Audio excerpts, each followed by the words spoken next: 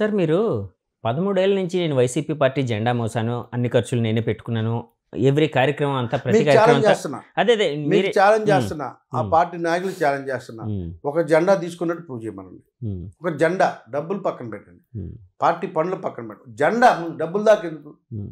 ఒక జెండా జగన్మోహన్ రెడ్డి గారి ఇంట్లో నేను తాగుంటే 2-3 టీలు తాగుంటా ఆయనతో పాటు అంతే తప్ప ఒక్క జెండా కూడా నేను తీసుకోవాలి ఈరోజు జగన్ గారు మీ ఇంటికి వచ్చినప్పుడు సర్వస్వం ఓకే. నేను పార్టీకి ఆయనకు తెలుసు ఆయన ఆత్మకు తెలుసు నేను కొన్ని మాట్లాడకూడదు హ్మ్. ఆయన ఆత్మకు తెలుసు ఆయనకు తెలుసు నేను ఏం చేశాను ఆయన నాకేం చేయడం ఆయనకు తెలుసు సో అలాంటి డిస్కషన్ ఆయన మీద కొన్ని అందరిలాగా నోటికే వేస్తా నాయకుడిని అని బయటకు రావాల్సిన అవసరం నాకు లేదు జగన్మోహన్ రెడ్డి గారితో మీ రిలేషన్ ఎలా ఉండేది సార్? ఎందుకంటే రిలేషన్ హ్యాపీగా కాదు సార్, నేను విన్నది ఏంటంటే వైజాగ్ ఆయన వచ్చేటప్పుడు అదే మీ సార్. మీ ఇంటికి కూడా వచ్చేవారని విన్నాను. 6 సార్లు వచ్చాడు 5 సార్లు ఇదే బెడ్రూమ్లో పడుకున్నాడు సార్ ఓకే. నాకు ఏ ప్రాబ్లం ఇదే ఇంటికి వచ్చారండి? ఇదే ఇల్లు ఇదే నా రెండు బర్త్డేలకు కూడా ఇక్కడ కేక్ కట్ చేశాడు సార్ హ్మ్. నాకు అంత అభిమానం హ్మ్. ఆ అభిమానం కాబట్టే 6 సంవత్సరాల నా ప్రయాణం హ్మ్. నిద్రలేని రాత్రులు గడిపేటువంటి పొలిటికల్ డేస్ చూశాను నేను హ్మ్. నిద్ర కూడా అన్ని అవమానాలు పొందాను హ్మ్. నేను పడిన అవమానాలు ఈ పార్టీలు ఎవరు పడి ఉండరు అంటే అవమానాలు పెట్టింది ఎవరు సార్? అసలు అసలు అర్థమయ్యేది కాదు ఎందుకు ఇలా చేస్తా ఉన్నారు అవమాన పరిచింది ఎవరు నా మిమ్మల్ని? వెనకున్న వ్యక్తుల్ని పెంచుతా ఉన్నారు నన్ను తగ్గిస్తా ఉన్నారు అంటే నా జగన్ గారికి వెనకున్న- తెలియకుండా ఆ- జరిగిందండి ఇది? జగన్ గారికి వీళ్ళు కారణాలు ఏమైనా కావచ్చు ఆ. తెలియకుండా జరగడానికి ఛాన్సే లేదు ఓకే. వెనకాల మాట్లాడడం వల్ల లేకపోతే ఆయన సీఎం అయ్యాడు కదండి హ్మ్. గ్రౌండ్ లెవెల్ చూసుకునే పరిస్థితి లేదు హ్మ్. కొంతమంది పెద్ద మనుషుల మాట విన్నాడు ఇలాంటి పరిస్థితి తెచ్చుకున్నాం హ్మ్. అంతే తప్ప నేను పడిన బాధలు ఈ పార్టీలో బహుశా ఎవ్వరు పడరు హ్మ్. మానసికంగా రాజకీయ ఆత్మహత్య అంటారు చూసావా ఆత్మహత్య అంటారు రాజకీయంగా చంపేశారు హ్మ్. రాజకీయంగా చంపేశారు హ్మ్. మామూలు ఆత్మ ఒక రకమైన ఆత్మ కాదు ఎన్ని రకాలుగా తెలుగుదేశం పార్టీ అధికారంలో చాలా హ్యాపీగా ఉన్నాను నేను ఈ పార్టీలో హ్మ్. అధికారంలోకి వచ్చిన తర్వాత అంటే వైసీపీ నరకం- అధికారంలోకి అధికారంలోకి వచ్చిన వచ్చిన తర్వాత తర్వాత నరకం అంట ఓకే. వ్యాపారాలు బంద్ క్వారీలు బంద్ అదేంటండి మీ పార్టీలో మీకు ఇంకా ఎక్కువ ఫ్లెక్సిబిలిటీ ఉంటుంది కదా? అదే చెప్తున్నా మీకు అంత Hmm. దుర్మార్గంగా ఇక్కడ ఉంది కాబట్టి ఇలాంటి పరిస్థితి ఓకే. మీకు ఒక విషయం చెప్తానండి హ్మ్. ఒక క్వారీ నేను మా ఫ్రెండ్ రన్ చేసుకుంటాం హ్మ్. ఒక సిచ్యువేషన్ అంటే సందర్భం వచ్చింది కాబట్టి చెప్తాను ఆ, అవసరం చెప్పండి లేదు. సార్. ఇది అనుకోకుండా ఎవరో ఏదో కంప్లైంట్ ఏదో సంథింగ్ ఏదో చేస్తే వెళ్ళి ఫైన్ వేశారు హ్మ్. అది నేను ఆ కార్ రన్ చేసుకుంటున్నాను నేను ఇక్కడ ఎక్స్పోర్ట్ చేసుకుంటూ అలాగే ఇక్కడ కొంత చేసుకుంటున్నాను ఇలాగా కారణాలేమో మొత్తానికి దానికి ఆపేశారు అని చెప్పేసి జగన్మోహన్ గారికి చెప్పడం 10 సార్లు చెప్పారు అనమాట హ్మ్. 20 సార్లు కలిశారు ధనంజయ రెడ్డి గారిని హ్మ్. 3 నెలల తర్వాత 3 నెలలకు బిల్స్ ఇప్పించారు హ్మ్. పెనాల్టీ దేనికి వేస్తారండి ఎవరైనా బిల్స్ తీసుకోకపోతే పెనాల్టీ మేము ఎక్కువ బిల్స్ తీసుకున్నామంట హ్మ్. పెనాల్టీకి ఎవరన్నా బిల్స్ తీసుకోకపోతే పెనాల్టీ వేస్తారు హ్మ్.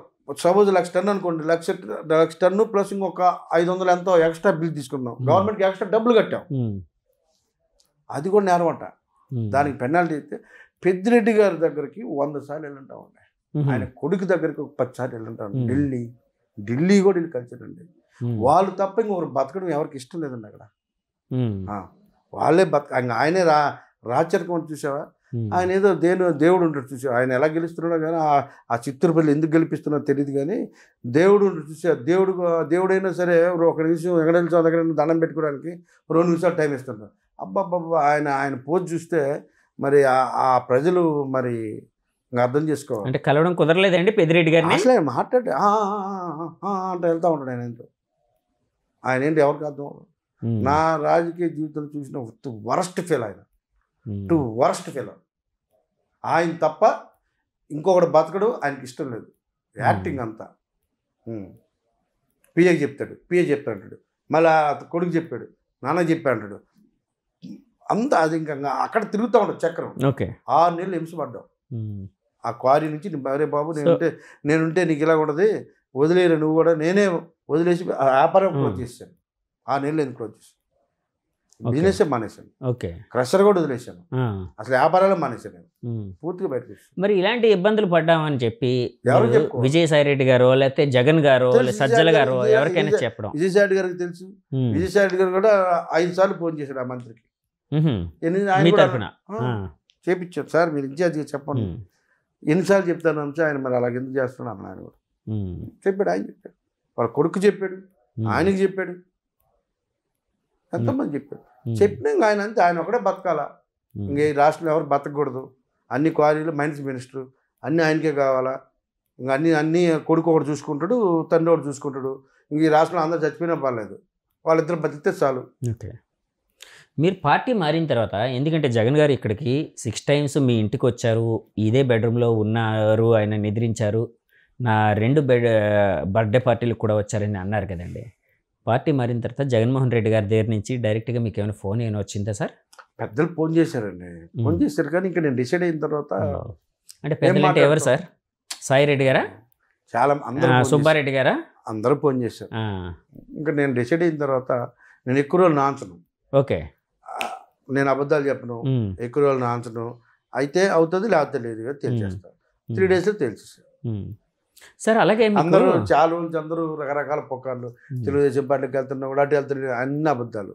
3 రోజులు 3 రోజులే డిసైడ్ అయ్యా. ఒకరోజు